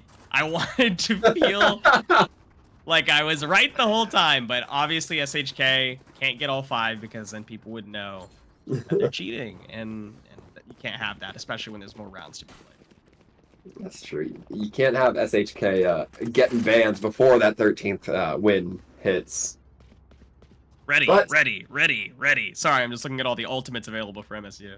It is certainly quite a bit. MSU has the opportunity to put a lot down this field if they so choose. I'm hoping, though, that they're going to be a little bit more reserved. They're not going to commit all of them to this one round unless absolutely necessary, because in the situation they are in, I want to see them have that continued advantage to try to make this as competitive a game as possible. The attackers rotate through that market. Ursa able to take down Arai, and they get one kill. Q-Tip's not able to find too much else, but does find the connection onto Unique despite getting flashed for what seems like the long con. Trailblazer actually pushes Square into the tripwire. I think Q-Tip's able to get some nice pickups here. It's all going to be on to Feint, who is looking not very optimistic, if I had to be sincere. I'm kind of surprised that Q-Tips is struggling with using it. They probably could have given it over to Hammerid with the fact that it was 5v1 and Feint only had a ghost. But in any case, doesn't matter. They didn't use any ultimates, and William & Mary, in my opinion, correctly calling a timeout before their buy round. or on their buy round, I should say. So this is going to be, especially with Rolling Thunders available for both sides, could be very interesting. I know I mentioned that 4 ultimates were available for MSU last round, but let's be realistic. Only one of those is actually useful when it comes to like taking a site. The rest of them are follow-up utility or clutch utility or stuff like that, or save utility in the case of Jet. So it was only going to be the Rolling Thunder that could have made use, and it was correct of them to not utilize it on William and Mary's save round. But now Rolling Thunder is available for both teams. I wouldn't be surprised if both of them get dumped this round, because this is the make or break round for MSU. If they can take out William and Mary here and force them onto saves for one more round, then the momentum might even just be enough to carry them into constant forces from William and Mary, which is going to put them on the back foot for the rest of this. So we'll see. We'll see if the adaptation is going to come here from William and Mary. And as I understand it, as I think it was being expressed to me, this is kind of similar to what we saw on Ascent, a big swing up from Montana, kind of that big return momentum, although I don't believe it ended up going their way. I mean, it ended up going William and Mary's way. So we'll see if a similar story with a different ending happens this time around, or if it kind of ends just as early here for Montana. Regardless, by phase coming up, as you mentioned, both those Rolling Thunders going to be in effect. The Square got to be a little upset about that one. I always hate getting flashed by my own team. Flash does bait a couple of defenders over, though. And they're going to send just one to hold mid, top mid. Worried about pressure being pushed there because nobody is holding mid at all. A lot more market pressure could probably be applied if they just sent one smoke to top mid. And that's exactly what they're doing, sending one smoke to top mid so they can get more pressure in mid, push through market if they feel it necessary, but ultimately they have no info on A. They have nobody getting info on A, so they have to commit to either pushing back to top mid here, like back into A link, or, send the Rolling Thunder into market, miss everybody, but get all the pressure. Yeah, it's going to be a big telegraph, but it's also going to buy a bit of space. But William and Mary actually not taking huge, quick advantage of that space. Instead, they still kind of take a little bit of time to get nestled in there. Ends up working for them as they do get that plant down for the time. That bomb buddy almost did a little bit of damage to that Sky, but right now a lot of the defending members out here, all of them, as a matter of fact. The defenders going to be sending in that Rolling Thunder, and so much utility coming through here. All right, turns away, I believe, to avoid that flash, but just wasn't quite able to do it. Unique. SHK, Square, all able to equalize here and come out big for the attackers. This puts William and Mary on the threshold of claiming Sunset and the series. Rolling Thunder kind of split the uprights there. William and Mary correctly noticed that Rolling Thunder was available and decided to hold all of the corners of B site, because then the Rolling Thunder can only hit one of you at any given time, depending on where it's sent. So it actually wound up hitting nobody just because of the angle that it was at. It didn't get the person in the tight corner near Boba, and then it was too centered to hit the person holding far left back site. So ultimately, that was kind of a big deal. William and Mary holding in those right positions for the Rolling Thunder to not be useful in the retake, and closing out round 12 of 13 is super, super important. William and Mary starting off on the good foot, getting one kill into the Jet, but a blind Q-Tip turns the corner and reigns in with the Sheriff Fate. Going to be sharing a very unfortunate fate as they do drop down.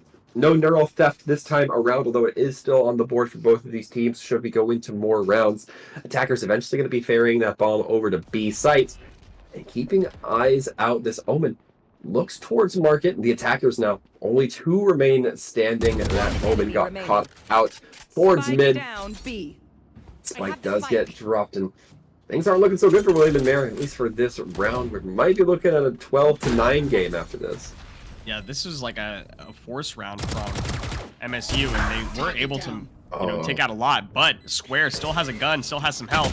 But with the flash coming out from Homerid, catching Square, there wasn't anywhere for them to run because Halt was also on the cross on the other side of the pillar. So great retake from MSU.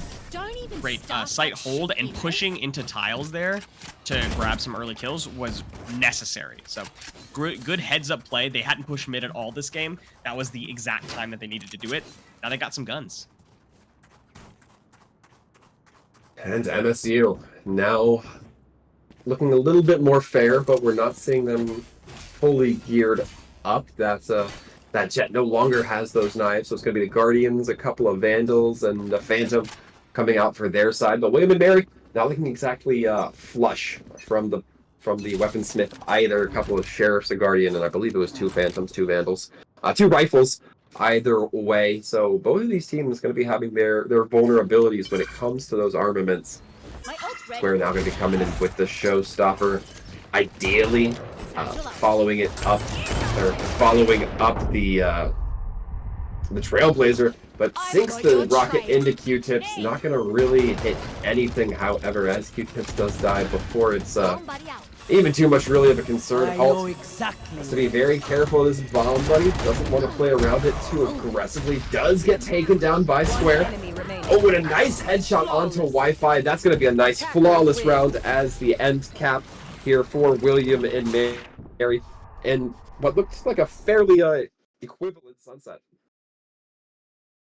Love that. That was a great execution from William and Mary on their last round. They bought the guns that they could afford with the shields that they could afford, and they said we're going to force it down. Now, if we lose one more, then sure, we have enough money from saving our shields on this round to buy the next one.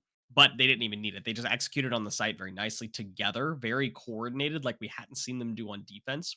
So it was really good to see them come together on that final push to take a flawless 13th round victory to close out that set. Good stuff from William and Mary. Yeah, overall, not disappointed at all with what we saw here today from these teams, Kevin. And I feel like that's been the theme of all the games we've seen today, at least on air. I mean, we obviously missed a couple of games, one from each set, but I mean, from what we've seen, these teams were very well matched up this weekend. That's always kind of the best opportunity for these teams to learn to take away something and allow themselves some real growth as they start moving through the rest of this EGF season. We are going to be taking a quick break, folks. However, we will be back with a quick interview from Unique, so make sure you stick around.